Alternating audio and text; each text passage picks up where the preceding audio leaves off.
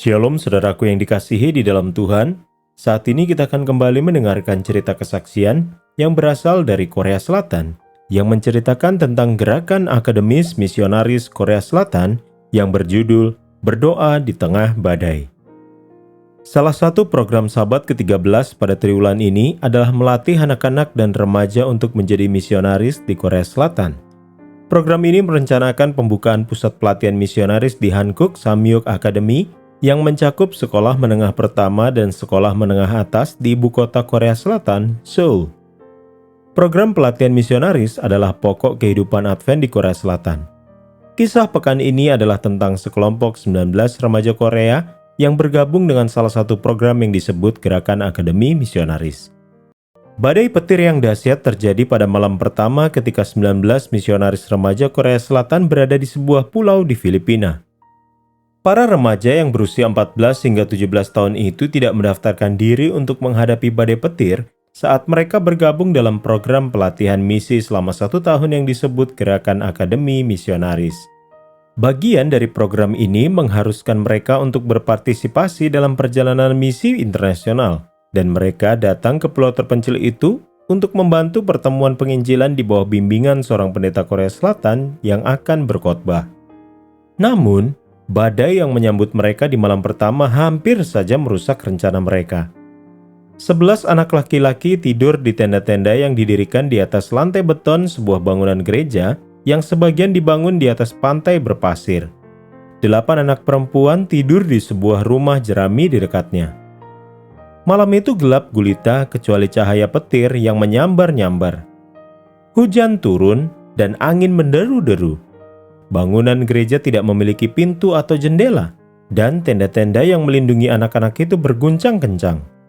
Kemudian pendeta Korea Selatan mulai membangunkan anak-anak itu. Situasinya serius.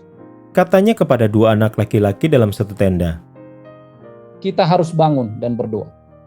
Dia meminta anak-anak itu untuk membangunkan anak-anak di tenda sebelah dan menyuruh mereka untuk meneruskan berita itu sampai semua orang berkumpul untuk berdoa di rumah yang terbuat dari jerami.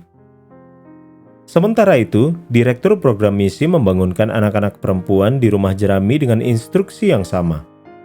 Tak lama kemudian, para remaja telah berkumpul di rumah jerami. Dinding bangunan itu bergetar karena hantaman badai. Tak satu pun dari remaja atau orang dewasa yang pernah melihat hujan badai seburuk itu. Saat itu, pukul 4 pagi. Semua orang berlutut dan berdoa agar Tuhan menghentikan badai.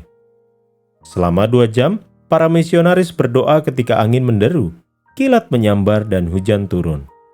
Pendeta meminta Tuhan untuk mengampuni dosa-dosa setiap orang dalam kelompok itu. Para remaja lalu menyanyikan lagu-lagu penyembahan. Setiap orang mengambil waktu untuk berdoa secara pribadi. Pendeta juga memberikan khotbah singkat tentang Tuhan yang menjadi tempat perlindungan di tengah badai. Pada pukul 6 pagi, badai mulai mereda. Pendeta menyuruh para remaja untuk tidur. Mengingat ini adalah malam pertama mereka di pulau itu, ia tidak ingin mereka terlalu lelah di hari pertama. Matahari bersinar cerah di langit biru ketika semua orang bangun 2 jam kemudian. Badai menjadi suasana yang sangat menegangkan selama sisa pekan itu. Perjalanan misi itu menjadi suatu momentum untuk berdoa.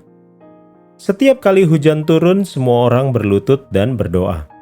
Setiap kali seorang remaja menghadapi tantangan seperti mengundang orang untuk menghadiri pertemuan malam, semua orang berlutut dan berdoa. Para remaja menyadari bahwa mereka berjuang untuk keselamatan jiwa-jiwa. Kadang-kadang mereka berlutut berpasangan dan berdoa untuk seseorang yang baru saja mereka temui di desa terdekat. Perjalanan misi ini memberikan beberapa kejutan bagi para remaja yang terbiasa dengan kenyamanan seperti air mengalir dan kursi toilet berpemanas di rumah mereka di Korea Selatan. Di pulau itu, mereka menggunakan sekop untuk menggali toilet mereka sendiri dan mandi di luar ruangan dengan ember atau di laut. Tidak ada yang mengeluh. Setiap malam, para remaja berkumpul di dekat bangunan gereja yang belum selesai dibangun untuk membaca Alkitab, membahas kegiatan hari itu dan bersyukur kepada Tuhan atas kehidupan, makanan, dan cuaca yang baik. Di akhir perjalanan, 7 orang dibaptis di laut. Mereka telah mengikuti pelajaran Alkitab dengan anggota gereja setempat dan membuat keputusan untuk dibaptis pada saat pertemuan penginjilan. Para remaja bersuka cita karena 7 orang telah memberikan hati mereka kepada Yesus. Mereka kembali ke Korea Selatan, menyatakan keinginan mereka untuk menjadi misionaris seumur hidup bagi Yesus. Saudaraku yang terkasih, sebagian dari persembahan Sabat ke-13 triwulan ini akan melatih para siswa untuk menjadi misionaris di Hankuk Samyuk Academy di Seoul, Korea Selatan. Persembahan Anda akan membantu membuka pusat pelatihan misionaris dan pusat olahraga di akademi tersebut. Terima kasih telah merencanakan persembahan yang murah hati pada tanggal 29 Maret.